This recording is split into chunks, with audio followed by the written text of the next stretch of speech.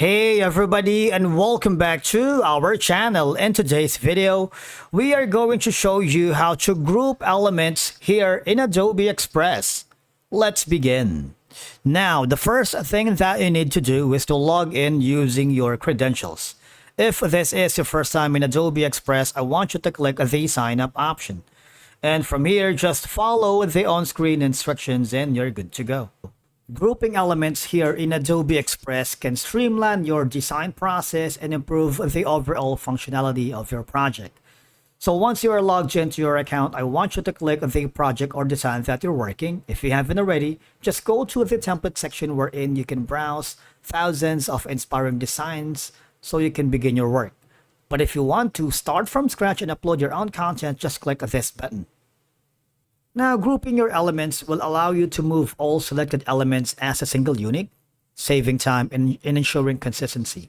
You can resize the group elements proportionally without needing to adjust items individually. Because, for example, this is one element. The video right here is another element. One is another element, and the part of these. You see, if you click on this button that says layers, you have all of these four elements together, perfectly blended here in one go. Now, for you to be able to group all of them in one place, I want you to click on one element and press the shift button on your computer, or if you're using a Mac, just press on command. Click the second element, click the third element, and click the fourth element together. What will happen is you would notice that there's going to be a pop-up that says group. So let me do that again. All right, click, press shift, click on the second element, third element. You see that the group hasn't popped up yet, right? On the fourth element, the group will appear. All I have to do is click the group option. Right now, they are singly part of one unit, right? Now, once they are grouped, you might want to click on the duplicate section. I'm going to add a new page wherein I can paste the all of them here, right? This one right here.